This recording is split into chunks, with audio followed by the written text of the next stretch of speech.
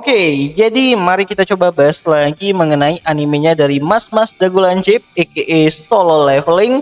Dan kali ini tuh sendiri masih mengenai spoiler untuk episode pertama nih pada musim keduanya. Melanjutkan playlist yang udah ada sebelumnya gitu kan, jadi langsung aja lah mari kita coba bahas. Nah, sebelum lanjut aku cuma mau bilang kalau video kali ini tuh sendiri bakalan jadi video spoiler. Jadi jika kalian itu tidak keberatan, yuk mari kita coba lanjutkan.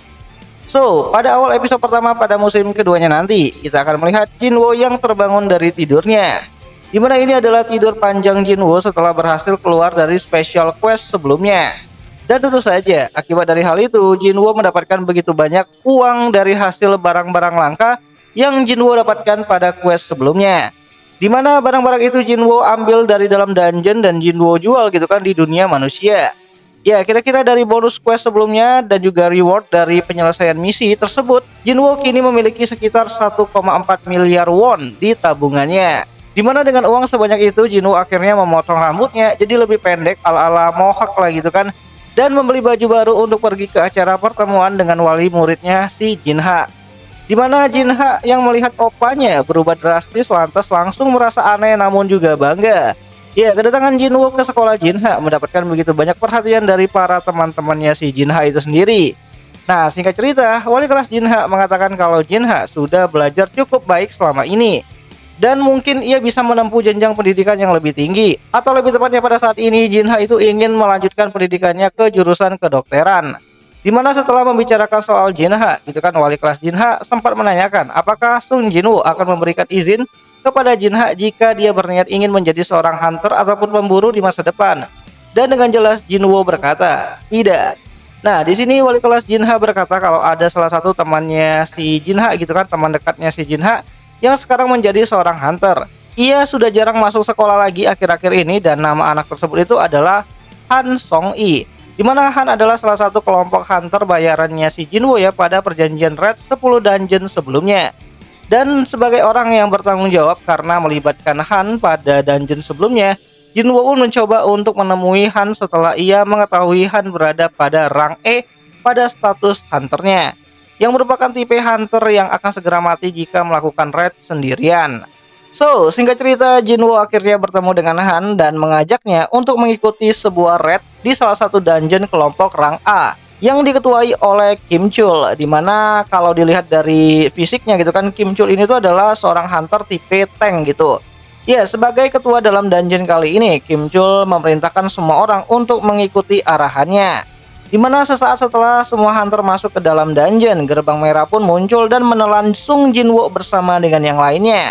Sementara di sisi lain, Tuan Jinjul itu sedang menjemput kedatangan dari salah satu rang S hunter bernama Wong Dongshu, adik dari Dongshu yang pernah Jinwoo kill gitu kan pada insiden Hunter Lizard di season satunya kemarin. Ya, tugas Jinjul adalah untuk mendampingi sang rang S tersebut selama berada di Korea Selatan. Di mana Wong Dongshu lantas meminta Jinjul untuk mencari keberadaan Sung Jinwoo yang ingin sekali dia habisi.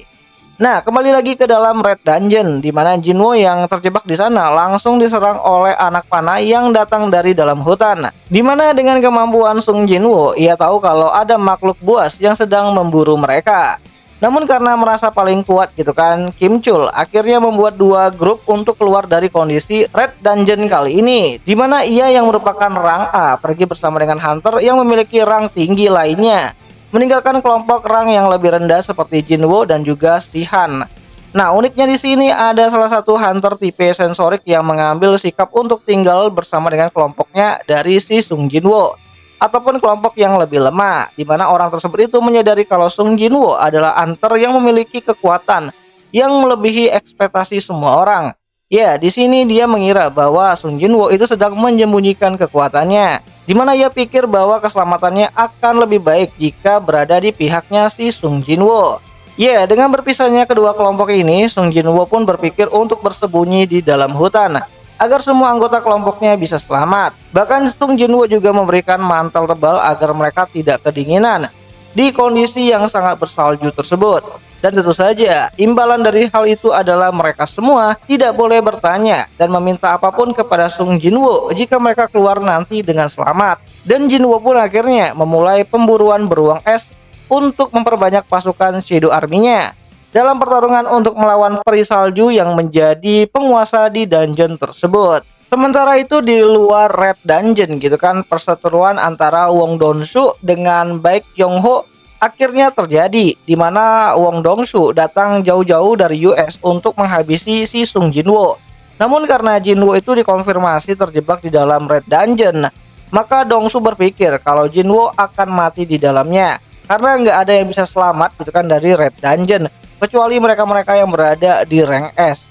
Ya, karena Jinwoo itu dikonfirmasi sebagai hunter rank 8. Jadi ya Wong Dongsu tuh berpikir bahwa Sung Jinwoo nggak bakal selamat dari Red Dungeon tersebut.